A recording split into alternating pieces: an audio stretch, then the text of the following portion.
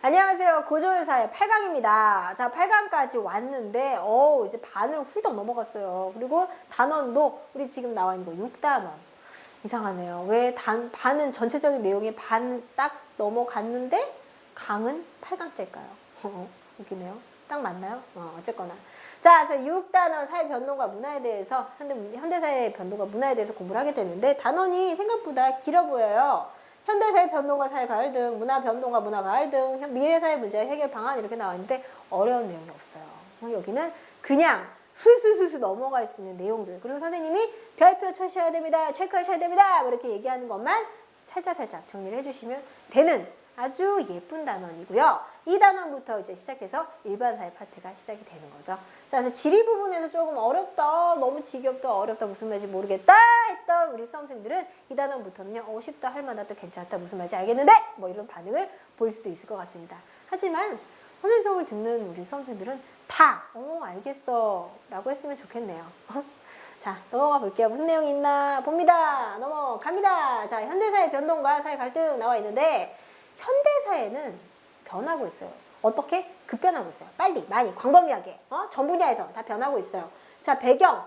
변하게 된 배경을 보면은 첫 번째가 교통통신 및 과학기술의 발달. 이게 첫 번째 이유예요. 사실 교통이 발달하고 통신이 발달하고 기술이 발달했기 때문에 더 이상은 내가 미국까지 가지 않아도 지금 미국에서 무슨 일이 일어날지 다 알 수 있죠. 시공간의 제약이 모두 극복이 됐어요. 그렇기 때문에 사회가 크게 변할 수밖에 없죠. 왜요? 다른 사회의 모습을 계속 접하게 되잖아요. 그러니까는 거기에 자극을 받아서 변할 수밖에 없다. 그 다음에 냉전체제 해체로 자유민주주의와 시장경제체제가 확산이 되면서 이건 무슨 뜻이냐면요. 자유민주주의, 냉전이라고 하는 거는 우리가 자유주의, 공산주의 이런 것들을 토대로 해서 양극화, 미국과 소련 중심으로 해서 사회주의 체제 이런 것들이 남아있었는데 그거 없어졌죠. 89년도, 90년대에. 없어지게 되면서 자유민주주의 사상, 자유민주주의 시장 경제 사상이 전 세계로 확산되면서 국가와 국가 간의 거래도 훨씬 더 증가하게 되고 경쟁도 훨씬 더 심화가 되게 됐어요. 그죠? 그러니까 사회가 변할 수밖에 없는 거예요. 경쟁, 누구보다 더 많이 돈을 벌어야 되니까. 경쟁사회. 그 다음 민주주의 이념의 확산과 다원화 경향이 등장하며 가치관이 변화하고 있다. 생각이 나라의 주인이라는 생각, 그 다음에 모든 것이 인정이 되는 사회, 다원화 경향 이런 게 등장하게 되면서 사람들의 생각도 크게 변화하고 있다. 자, 특징을 보면요. 산업화, 민주화, 도시화를 기반으로 빨리 아주 넓은 범위에서 한꺼번에 여러 분야에서 복잡한 이 여러 분야에서 다 변동이 일어난다라고 하는 게 현대사회의 변동의 특징이라고 볼 수가 있겠죠. 자, 무슨 내용인지 더 자세히 알아봅시다. 현대사회 변동 양상. 일단 한번 지우고요. 자, 변동 양상을 보면은 그게 우리가 5가지로 구분해서 볼 수가 있는데 산업화, 도시화, 정보화, 세계화, 고령화 이렇게 5가지인데 칸이 너무 커서 선생님이 반으로 잘라봤습니다. 자, 3개 먼저 볼게요. 산업화. 산업혁명 이후 산업구조가 1차 산업에서 2차, 3차까지는 아니고 2차까지. 응? 그래서 농업에서 뭘로? 공업으로 산업이 변화하는 거 우리 산업혁명이라고 하죠. 그래서 산업혁명 이후에 산업 중심이 공업으로 이동하면서 물질적으로 풍요로워졌다. 왜요? 공업이라고 하는 건 물건을 만드는 거고 공업이 발달하면서 덩달아 상업도 발달하게 돼요. 왜요? 대량 생산이 가능해졌으니까 남는 생산물들 다 어떻게 해야 돼요? 팔아먹어야 돼요. 팔면 뭐가 남아요? 돈이 남죠. 응? 돈이 났습니다. 그래서 물질적으로 풍요로워지면서 자본주의가 되게 되죠. 자, 그 다음에 도시화. 산업화로 인해서 사람들이 농촌에 살고 있던 사람들이 다 산업화가 되면서 어디로? 공업이 발달한 도시로 이주를 하게 되는 이촌향도 현상이 발생하여 도시로 인구가 집중되어 주택, 범죄, 교통, 환경 문제와 같은 문제가 발생하게 되었다. 그러니까 결국은 뭐야? 촌락을 벌이고 도시로 사람들이 이동을 하게 되면서 여러 가지 변화가 나타나게 됐다는 얘기를 지금 하고 있는 거지요. 그 다음에 정보화. 정보화라고 하는 건 어떤 의미를 가지나 왜 정보화만 의미 써놨을까요? 왜요? 산업화와 도시화는 이미 우리 사회에서는 거의 종착이에요, 종착. 응? 우리는 어떤 사회로 가고 있어요? 정보화 사회로 가고 있죠, 정보화 사회. 지금 현재가 정보화 사회고, 여러분들이 지금 선생님 수업을 듣고 있는 것도 정보화 사회이기 때문에 가능한 얘기고, 응? 지식과 정보의 생산, 유통, 소비가 생활의 중심이 되는 현상으로, 자, 지식과 정보를 많이 하면은 돈을 많이 번다고 써 있어요. 그죠? 그 다음에 재택근무, 집에서 앉아가지고 뚝딱뚝딱 쳐가지고 이메일로 보내면 돼요. 사고 싶은 물건 있으면 집에서 인터넷 거래로 사면 돼요. 이런 것들이 너무나 활성화되면서 거기에 따른 부수적인 산업, 뭐 택배라든가 물류센터 이런 것들도 크게 활성화될 수가 있겠죠. 그리고 인터넷을 통해서 국민의 정치 참여 기회가 확대되는 이런 걸 뭐라 그래요? 전자 민주주의 라고 표현할 수가 있겠죠. 이런 것들이 확대가 되면서 정보화로 현대사회가 크게 변동을 하고 있다. 자, 다음으로 갑니다. 세계화. 세계화 무슨 내용일까요? 세계화는 세계가 하나의 사회처럼 연결되고 삶의 단위가 국경을 넘어 지구 전체적 규모로 확산되는 현상. 세계가 마치 하나의 마을처럼, 우리 다른 말로 지구촌이라는 말도 있죠. 지구촌. 응? 특징 보면은 국가 간의 상호 의존성. A와 B 나라가 서로 의존하는 거. A에서 생산된 거 B한테 팔아먹고, B에 생산된 거 A한테 팔아먹고, 교류가 활성화되면 서로 단순히 경제적인 것뿐만 아니라 정치적인 것도 의존성이 증가하고 있다. 그 다음에 초국가적 조직. 그러니까 어떤 국가 안에 뭐 미국의 무슨 단체 이게 아니라 전 세계적인, 전 세계적으로 이렇게 통합이 되어 있는 국가 조직의 활동, 대표적으로 뭐 봉사, NGO 이런 단체들이 많이 만들어진다는 걸 얘기하고 있는 겁니다. 그리고 현대적 생활 양식이 크게 확산되고 있다. 왜냐하면은 세계화잖아요. 전 세계적으로 비슷비슷한 생활 양식이 조금 많이 확산이 되고 있는 거죠. 전통적인 양식이 분명히 있을 수도 있는데 세계화라고 하는 건 다른 국가와의 교류가 굉장히 활성화되고 있는 상태를 얘기하고 있는 거기 때문에 우리 전통적인 것도 전통적인 거지만 세계적인 다른 나라의 것도 많이 받아지고 있다. 이렇게 기억해 주시면 될 것 같습니다. 그 다음에 고령화. 이건 좀 문제죠. 고령화. 평균 수명의 증가와 출산율 감소. 와, 아주 오래 살 수 있게 되었고요. 100세 시대, 아니죠. 120세 시대죠. 120세 시대. 그래서 지금 뭐 이 영상을 보고 있는, 우리 인강을 듣고 있는 20세의 사람이라면, 20세라면, 지금 수험생이 20세라면은 앞으로 100년 정도 더 살 수 있다는 거. 바로 100년은 더 계속 공부하고 밥 먹고 자고 일어나고 계속 이걸 더 해야 된다는 얘기죠. 엄청납니다. 그런데 평균 수명이 증가하는 건 좋은데 출산율은 감소하고 있어요. 이거는 무슨 말이에요? 노인 인구는 점점 많아지고 있는데 유소년층 인구는 줄어들고 있다는 걸 의미하고 있는 거예요. 이렇게 되면 어떻게 될까요? 무슨 문제가 발생하게 될까요? 선생님 뭘 그리고 있는 걸까요? 인구 피라미드를 그려봤어요. 점점 노인층 인구는 많아지게 되고 유소년층 인구는 적어지게 되고 있는.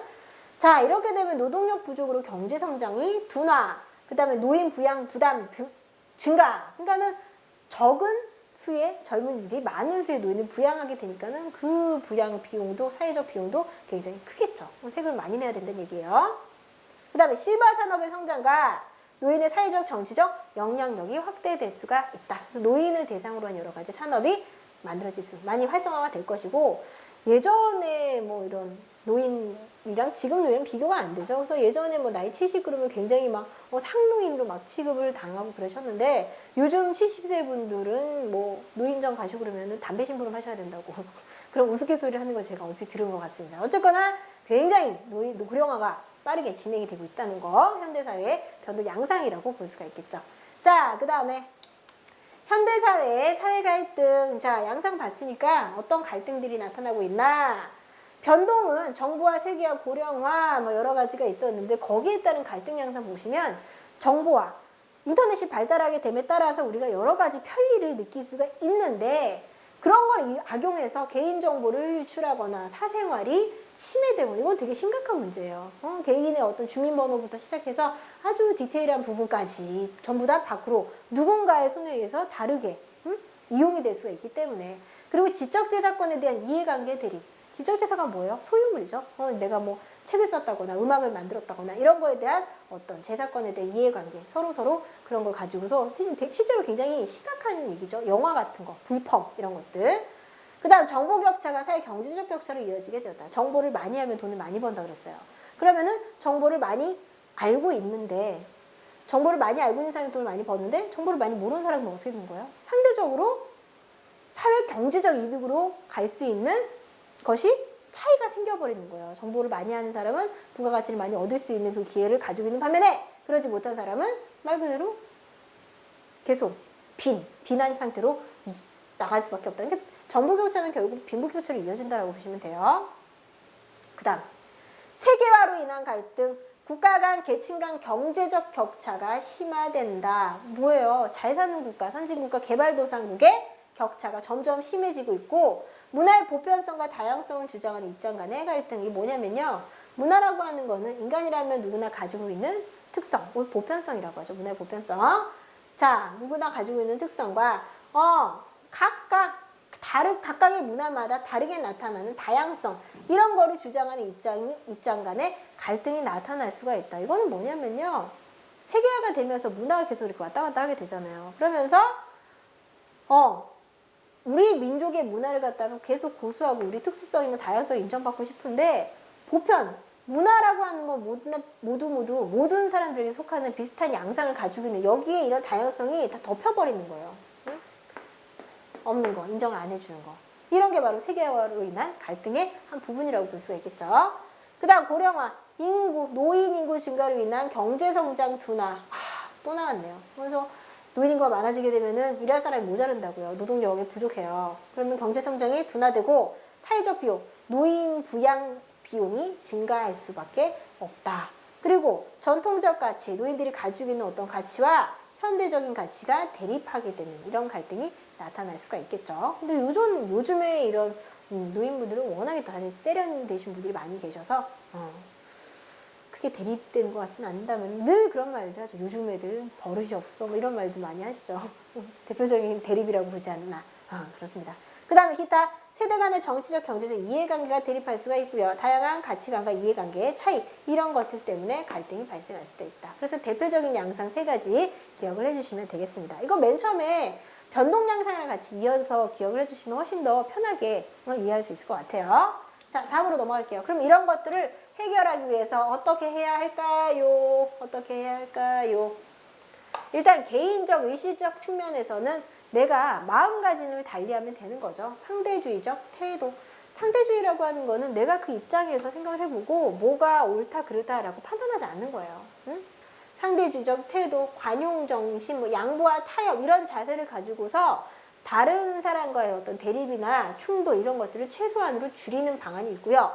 사회제도적 측면 같은 경우는 합법적 민주적 절차를 마련하고 이게 공정한 조정, 이거는 제도로서만 할 수가 있는 거죠. 국가나 정부의 제도로서만 해결할 수가 있다. 갈등들 참고로만 봐주셔도 될 것 같아요. 자, 다음으로 넘어갑니다. 문화 변동. 요거는 별표죠. 요 박스는 별표예요. 선생님도 별표 치겠습니다. 별표. 내재적, 외재적 요인, 문화가 변하고 있어요. 왜 변하고 있냐면은 문화 안에서 나타나는 이유 때문에 변하기도 하고 문화 밖에서 나타나는 이유 때문에 변하기도 한다. 내재적, 외재적 요인, 그 말이죠. 자, 내재적 요인 먼저 볼게요. 발명, 발견. 내재적, 사회 안에서 일어나고 있는 요인인데 존재하지 않았던 문화적 요소를 새롭게 만들어내는 것을 발견이라고 하죠. 원래는 없었어. 발명이네요. 죄송합니다. 존재하지 않아도 원래는 없었어요. 근데 인간이 만들어낸 거. 이런 건 발명이고요.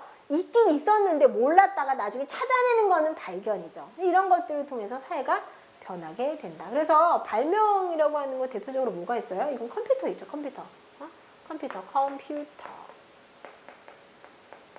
이런 건 인간이 발명해낸 거잖아요. 계산기 이런 것들은 발명해낸 건데 비타민 이런 것들은 원래 있었는데 나중에 찾아낸 거잖아요. 그래서 예시랑 같이 기억해 주시면은 조금 더 이해가 빠르지 않을까 이렇게 생각이 됩니다. 그 다음에 외재적 요인, 사회 밖에서 일어나는 거. 자, 뭐가 있어요? 문화 전파. 문화 전파의 여러 가지 양상, 직접 전파, 간접 전파, 자극 전파로 나눠볼 수가 있는데 직접 전파라고 하는 거는 내가 그 문화를 가서 직접 가지고 오는 거. 두 문화 체계의 직접적인 접촉. 직접적인 접촉에 의해서 이루어진 전파. 간접 전파는 이런 매체를 통한 간접적인 전파. 그 다음에 자극 전파는 문화 요소가 들어왔어. 근데 그거 보고서 깜짝 놀라가지고 새로운 발명이 일어나는 거. 자극받았어. 이거 자극 전파라고 할 수가 있겠죠. 그래서 이런 식으로 문화가 전파돼서 다른 문화랑 마주치게 되는 현상, 이런 거 우리 문화 접변이라고도 표현할 수가 있어요. 문화 접변. 자, 이라고도 표현할 수가 있다. 다른 문화를 접했다는 뜻이에요. 접해서 변하게 된 거. 물론 똑같은 말은 아니지만 외재적 요인의 부분으로서 같이 알 수 있기 때문에 정리를 해보았습니다. 자, 다음으로 넘어갈게요. 그래서 문화가 변했어요. 변동의 결과와 부작용. 보시면은 문화가 다른 문화랑 접했을 때 변하게 되는 거. 접하고 변하는 거. 문화 접변이라고 방금 또 나와 있네요.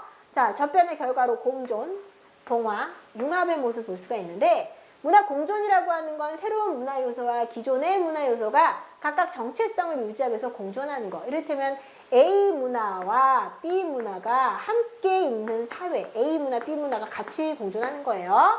그 다음 한 문화가 다른 문화에 흡수되어 정체성을 상실하는 문화 동화는 A 문화와 B 문화가 함께 있다가 A만 남거나 B만 남거나 이거는 문화 동화라고 볼 수가 있겠죠.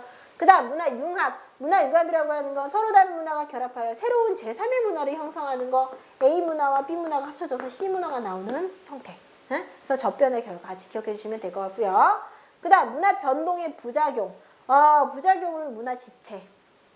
물질 문화와 비물질 문화의 변동 속도 차이로 인해 발생하는 부조화 상태를 얘기한다. 그러니까 물질 문화는 굉장히 많이 발달했는데 사람들이 정신 문화는 거기를 따라가지 못하는 그런 상태를 갖다 우리는 문화 지체라고 표현할 수가 있겠죠. 그리고 너무나 문화가 자꾸 급하게 빨리 광범위하게 모든 영역에서 변화하다 보니까 거기서 오는 혼란스러운 상태, 무규범 상태, 뭐가 규정인지 몰라요. 무규범스러운 혼란 상태를 우리는 아노미라고 표현하기도 하죠. 아노미는 좀 별표를 쳐줘야 돼요. 자주 나오니까. 그래서 여기 나오는 생소한 말들 있죠. 문화 공존, 동화, 문화 융합, 문화 지체, 아노미, 아까 나왔던 문화 전파 부분까지 반드시 숙지를 해 놓으셔야 합니다. 왜요? 자주 출제되거든요. 자주. 자, 그 다음 거. 전체 문화와 부분 문화. 그래서 문화라고 하는 건 뭐 여러 가지 변동 양상을 통해서 이와 같은 사회 모습을 나타내기도 하고요. 자, 그 가운데 전체 문화라고 하는 거는 한 사회의 구성원 대부분이 공유하는 문화. 부분 문화는 특정 계층이나 집단의 구성원들만이 공유하는 문화로서 사회 전체에 있는 문화. 이게 전체 문화라면은 대부분의 사람들이 공유하는 문화라면은 부분 문화는 그 안에 들어있는 거예요. 부분. 뭐 청소년 문화도 될 수가 있겠고, 이거는 여성 문화가 될 수도 있겠고, 이런 식의 어떤 부분별로 나눠져 있는 거를 부분 문화라고 한답니다. 이것도 용어나 이런 것들을 확실하게 알기 위해서 정리를 해봤어요. 반드시 기억해 주셔야 될 것 같습니다. 자, 다음으로 넘어가면 다문화. 다문화 사회 형성 이렇게 나와 있는데, 다문화 사회라고 하는 거 뭘까요? 의미는 한 국가 안에 다양하고 이질적인 문화 집단들이 공존하는 사회, 한 국가 안에요. 각각 다른 문화들이 다 들어와 있대요. 근데 그게 어떤 것에 뭐 속하거나 뭐 이렇게 같이 새로운 문화가 나오는 게 아니라 같이 공존하는 거, 문화 공존 상태인 거, 공존하는 사회를 다문화 사회라고 한다. 왜 이런 게 일어나게 됐나? 세계화 교통통신 기술의 발달로 서로 다른 문화권에 속한 사람들 간의 접촉과 국가 간 인구 이동이 빈번해지면서 나타나게 되었다. 그래서 이렇게 다른 문화권의 사람들이 한 사회, 다른 사회 안으로, 우리 사회 안으로 들어오게 되면요. 일단 우리나라만 봤을 때에도 외국인 노동자들이 국내 노동시장에 부족한 노동력을 메워주기 때문에 지속적인 경제 발전에 기여를 할 수가 있다. 노동력이 부족한 분야 같은 경우는 그럴 수도 있겠죠. 그 다음 사회 문화적 측면은 다양한 문화와의 접촉으로 문화의 다양성이 확대될 수가 있어요. 근데 이렇게 좋기만 한 걸까요? 항상 사회는요, 긍정적인 측면보다는 부정적인 측면이 사회 문제이기 때문에 출제율이 좀 높답니다. 자, 문제 부분 어떤 게 나오나? 바로 이런 갈등 양상 나와 있죠? 그런데 다문화는 이렇게 해서 좋아요. 뭐 노동력도 충당이 되고 다양한 문화를 접할 수 있고 그래서 좋은데 문제는 내국인과 외국인 간의 일자리 경쟁. 노동력을 충당한다고 했잖아요. 그렇기 때문에 일자리 경쟁이 일어나고요. 외국인 근로자에 대한 차별. 그래서 막 월급도 안 주고 막 다쳤는데 치료도 안 해주고 이런 것들, 이런 차별 대우. 그 다음 다른 문화에 대한 차별. 우리보다 조금 경제 소득 수준이 낮은 국가에서 온 이런 문화권에 대해서는 굉장히 무시하고 업신여기는 그런 태도를 보이는 사람들이 많아요. 사실은 되게 많죠. 그 다음에 외국인들이 일으키는 범죄들. 실제로 어떤 적법한 절차에 의해서 우리나라에 들어오는 사람들도 많이 있지만, 외국인 노동자들도 많이 있지만 불법 체류자 같은 신분으로 있는 사람들도 많이 있기 때문에 그런 사람들 어떤 생계를 위해서 외국인 범죄를 일으킬 소지가 많이 있죠. 이런 문제가 나타날 수 있다. 그러면은 어떻게 해서 이걸 해결할 수 있는가? 문화 상대주의적 태도를 바탕으로 문화의 다양성을 존중한다. 자, 뭐예요? 문화는 우열을 가릴 수가 없다. 뭐 이게 바로 문화 상대주의적 태도죠.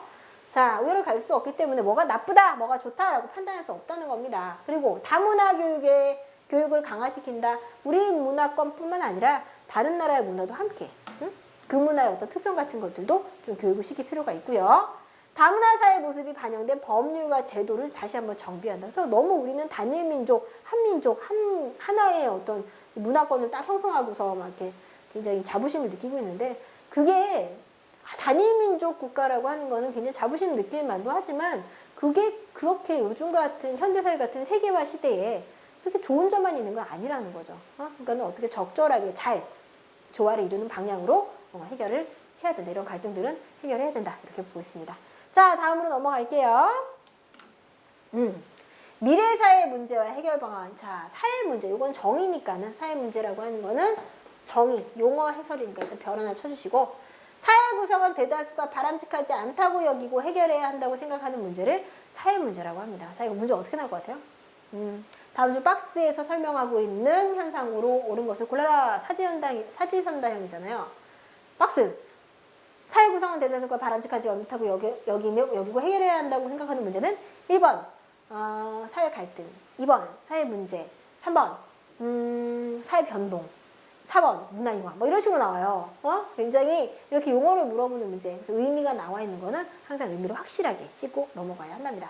자, 그래서 사회 문제는 사회 구성원 대다수가 바람직하지 않다고 여기고 해결해야 한다고 생각하는 문제인데, 일어나게 된 원인을 보시면 산업화 정보와 같이 사회 구조가 변화해서, 그 다음에 사회 변동으로 인한 사람들의 사고방식과 가치관이 변화해서 문제가 자꾸 생기는 거예요. 변해서 생기는 거죠. 근데 변하지 않으면 안 돼요. 사회는 발전 자체가 변하는 거니까. 그래서 이와 같은 문제 때문에 발생을 하게 된다. 그러니까는 결과적으로 사회 문제는 해결이 가능해야 돼요. 그러면은 뭐 지진이 났다, 이런 거는 사회 문제예요? 아니요. 그건 해결 불가능해요. 그렇기 때문에 그건 자연재해로 분류할 수가 있겠죠. 자, 다음으로 넘어갈게요. 미래사회의 전망. 미래사회는 정보와 지식과 정보의 중요성이 증가하는 지식정보 사회로 이미 변화가 됐어요. 이미 우리는 정보화 사회고 지식정보 사회가 됐어요. 그죠? 그 다음 세계화, 교통통신의 발달로 국경의 개념이 약화되는 지구촌 사회로의 변화. 이미 지구촌 사회가 됐죠. 그 다음에 고령화, 노인 인구의 증가로 고령화 사회, 고령 사회, 초고령 사회에서 고령화는 전체 인구의 7%, 고령 사회는 14%, 초고령 사회는 21%가 노인 인구일 때 이와 같은 용어를 쓴답니다. 근데 점점 실제로 우리가 지금 고령화 사회잖아요. 고령화 사회고 앞으로 한 2020년이 넘어 2020년, 30년이 되면은 고령 사회로 들어서게 된다고 합니다. 그렇다고 하네요. 자, 미래사회는 이렇게 될 것이다. 그러면은 미래사회의 문제는 어떤 것들이 나타날 수 있겠는가? 개인정보 유출 및 사생활 침해, 정보격차로 인한 사회 경제적 불평등 심화. 이거 현대사회의 문제. 미래사회라고 해서 그게 다를 게 없다는 얘기죠. 그 다음 세계화로 인한 문제. 국가 간의 경쟁과 마찰, 시장 개발의 확대로 경쟁력 약한 국내 산업과 사회 경제적 약자 보호 문제가 대두될 수가 있다. 그러니까는 상대적으로 약한 세계화가 되면은 너무나 경쟁이 활성화가 되기 때문에 국가 간의 협약도 많이 일어나고, 좀 약한 이런 대상 같은 경우는 좀 도태될 수가 있어요. 그런 문제가 발생할 수가 있다. 그 다음 저출산, 고령화, 생산 가능 인구가 감소하고 노동력 부족, 노인 부양비가 증가하는 문제. 우리 사회의 가장 큰 문제라고 볼 수가 있겠죠. 그리고 환경도 계속적으로 안 좋아지고 있기 때문에 지구온난화, 생태계 파괴, 환경오염, 자원 고갈 이런 문제, 기타 생명윤리 문제나 남북 통일 문제, 이런 것들이 미래사회 문제 양상으로 일어날 수가 있습니다. 그러면 이걸 해결하기 위해선 역시 개인적 차원으로는 능동적 참여, 비판적 개방적 태도, 창의적 사고, 공동체 의식, 내가 그냥 생각을 좀 바꿔야 돼요. 생각을 바꿔야 되고, 사회적, 제도적 차원에서는 정보 접근의 불평등, 그러니까 인터넷이라고 하는 게 지금 우리나라의 인터넷 보급률을 정말 손에 꼽잖아요. 그래서 정보 접근이 모든 사람에게 용이하게 평등할 수 있게 이런 것들을 국가적으로 조금 지원이 필요할 것 같고요. 노인 복지 제도는 많이 활성화될 것 같아요. 왜냐면 우리는 지금 고령 사회로 완전히 전력 질주하고 있기 때문에. 그 다음에 지속 가능한 발전 추구, 생태주의적 가치관, 앞으로 우리 세대뿐만 아니라 미래 세대까지 충분히 만족하고 살 수 있는 그런 발전, 그런 개발이 있어야 된다. 그런 얘기를 하고 있죠. 자, 그래서 미래사회 대응 문제 방안까지 다 이렇게 정리해서 봤는데 내용을 보시면 알겠지만 현대사회 문제라든가 이런 거는 출제율이 아직 사실 되게 높아요. 높기 때문에 공부를 많이 봐야 되지만 미래사회는 지금 현대사랑 크게 다를 바가 없죠. 그러니까는 같이 연결지어서 봐주셔도 될 것 같아요. 그래서 무엇보다 중요한 건 2단원에서 현대사회 부분이라는 거 다시 한번 찝어드립니다. 자, 여기까지 보시느라 수고 많으셨고요. 다음 시간에서 우리 인권 문제에 대해서 같이 살펴보면서 거기 조금 어렵거든요. 조금 어려워도 힘내서 정리를 해보도록 합시다. 자, 문제풀이 왔습니다. 다음 중 현대사의 변동 배경으로 옳지 않은 거. 옳지 않은 거. 통신이 발달했으니까 변했을 것이고 생명공학이 발전했으니까 변했을 것이고 냉전체제 심해. 냉전 끝난 지가 언제예요? 냉전은요 1990년 다 끝났어요. 그죠? 그렇기 때문에 냉전체제가 심화됐다는 거 맞다 틀리다 요거 틀리다. 냉전은 뭐죠? 콜드워 양극화죠 양극화. 그래서 미국과 소련이 중심이 되어서 하지만 소련은 89년도에 붕괴됐어요. 그렇기 때문에 3번 아니에요. 가치관의 변화도 현대사의 변동 배경으로 막혔습니다. 그래서 1번 같은 경우 몇 번? 3번이 답이 되겠습니다. 그 다음에 2번으로 넘어가시면 현대사의 변동 양상으로 옳지 않은 것은 자 변동되는 변화의 특성으로 옳지 않은 것을 골라보래요. 현대화, 정보화, 세계화, 고령화. 현대사회가 현대화되는 게 변동 양상이에요. 가장 대표적인 게 정보화, 세계화, 고령화죠. 그래서 지식과 정보를 기반으로 해서 교통통신의 발달로 인해 저출산 고령화로 인해서 노인과 많아진 현상 이런 것들이 현대의 모습 변동 양상이죠. 현대화라고 하는 건 언제예요? 근대부터 현대화 되기 시작했어요. 그렇기 때문에 1번은 답이 아니다. 변동 양상이 아니다. 그러니까 답이 되겠네요. 이번에 1번이 답이 되겠습니다. 그 다음에 3번 사회 갈등의 기능 중 긍정적 기능으로 옳은 것은 사회 혼란을 야기한다. 원만히 해결될 경우 사회 발전의 원동력이 된다. 사회 구성원들 간의 불신이 초래된다. 공동체 이익이 훼손된다. 그러니까는 사회 갈등이 어떤 집단과 집단 간의 대립, 개인과 개인 간의 대립, 개인과 집단 간의 대립 이런 식으로 나타날 수가 있는데 갈등이라고 하는 게 좋은 점이 있대요. 일단 혼란을 야기하는 거는 갈등이 제일 나쁜 점이죠. 원만히 해결될 경우 사회가 발전될 수가 있다. 하지만 여기 불신을 초래하거나 공동체 이익을 훼손하는 건 전부 다 이거 뭐예요? 긍정적인 게 아니라 부정적인 기능이라고 볼 수가 있겠고 원만히 이 갈등이 해결되면은 그걸 바탕으로 해서 사회가 발전할 수 있다. 바로 2번이 3번에는 2번이 답이 되겠죠. 답 2번이에요. 다음에 4번 다음 사회 갈등 중 정보화로 인한 갈등으로 옳은 것을 골라보자. 국가 간 계층 간의 경제적 격차가 심화된다. 이거는 정보화가 아니라 뭐예요? 국가 간 계층 간의 경제적 격차면은 이거는 세계화가 오히려 더 맞다라고 볼 수가 있겠죠. 세계화. 그 다음에 정보 접근이나 활용의 불평등. 이거는 정보화. 전통적 가치와 현대적 가치의 대립. 이거는 세대 간의 갈등이라고 볼 수가 있겠어요. 그 다음에 다문화 사회에서의 인종적 문화적 갈등. 이거는 다문화 사회에서 나타나는 갈등 양상. 그래서 4번에 정보화로 인한 갈등 양상으로 옳은 것은 뭐가 있다고? 2번. 정보 접근이나 활용의 불평등. 이런 거 뭐라고 해요? 정보 격차라고 하죠. 정보 격차. 차라고 표현할 수가 있겠습니다. 그래서 4번에 2번. 그 다음 5번으로 넘어가시면 다음 중 문화 변동의 원인으로 다른 특성을 가진 것은 문화 전파, 발명, 발견, 내재적 요인. 이거는 뭐예요? 발명과 발견은 문화 변동의 내재적 요인이고 문화 전파는 외재적 요인이에요. 자, 무슨 뜻일까요? 이거는 사회 안에서 일어나는 원인이 되는 거고 이거는 사회 밖에서 새로운 문화가 우리 문화로 들어오는 것을 얘기하고 있는 거죠. 그래서 5번 같은 경우에는 문화 전파, 외재적 요인을 말하고 있는 1번이 다른 특성을 가지고 있다라고 볼 수 있으므로 1번이 답이 되겠습니다.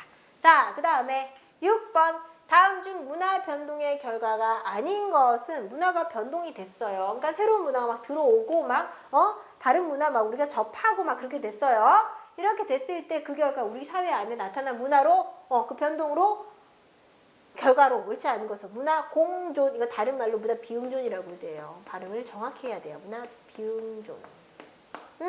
요거는 A 문화와 B 문화가 합쳐졌을 때 A와 B가 함께 공존하는 거. 그 다음에 문화 접변은 문화가 말 그대로 만난 거를 얘기하는 거고요. 문화 접변 같은 경우는 두 가지 사례. 어떻게? 강제적 접변과 강제 접변. 자발적 접변으로 나눠볼 수가 있겠죠. 강제적 접변이라고 하는 거는 자기네 나라의 문화가 우수하다라고 해가지고 자기 문화를 갖다가 강제로 막 이렇게 유입시키는 걸 얘기하는 거고요. 자발적인 거는 다른 문화를 딱 봤는데 완전 짱 최고 받아들여야 돼. 이렇게 판단해서 내가 내 발로 스스로 받아들인 거는 자발적이라고 볼 수가 있겠습니다. 그 다음 문화 동화.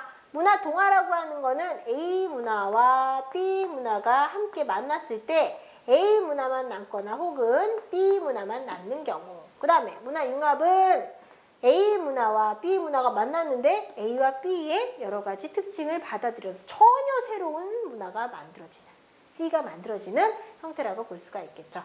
자, 그렇다면 선생님이 지금 쓴 것 중에 문화가 변동된 양상, 공존, 동화, 융합 같은 거는 변동 양상이라고 볼 수가 있는데, 결과라고 볼 수가 있는데, 접변 같은 경우는 문화 변동의 원인이 되는 거죠. 원인. 이것은 원인. 이것에 의해서 나머지가 일어나게 되는 거니까. 그렇기 때문에 6번에는 몇 번? 2번이 답이 되겠습니다. 자, 7번입니다. 다음에서 설명하고 있는 개념으로 옳은 것은, 자, 급격한 문화 변동은 아노미 상태를 유발하여 사회적 혼란을 초래할 수 있겠다. 아노미 나왔나요? 아노미 뭐예요? 이거 1, 무규범 상태. 규범이 없는 상태. 말 그대로 혼란. 응? 다양한 사회, 다원화 사회.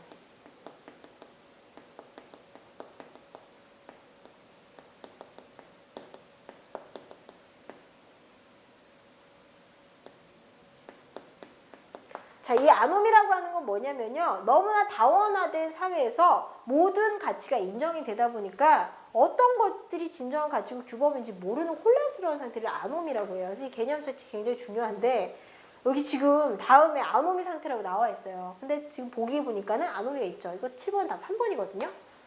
3번인데 이거 답 아닐 것 같은데 3번이 답이고요. 나머지 뭔지 설명해 드리도록 하겠습니다.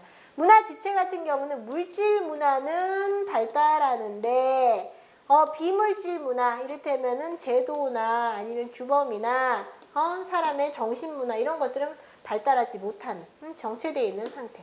이런 상태를 갖다 문화 지체라고 하고요. 문화 변동은 말 그대로 문화가 변하는 거. 그다음 부분 문화는 전체 문화 중에, 전체 큰 문화 중에 한 부분을 차지하고 있는 문화라고 볼 수가 있겠죠. 그래서 이 A 문화 혹은 B 문화 이런 걸 부분 문화라고 하는데, 예를 들어서 지역 문화나 또래 집단, 또래 문화, 청소년 문화 이런 것들은 전부 다 부분 문화라고 얘기할 수가 있습니다. 그래서 7번 같은 경우는 몇 번? 아닐 것 같은 답. 절대 이 답은 아니겠지 싶은 답. 3번. 아노미가 답이 되겠죠.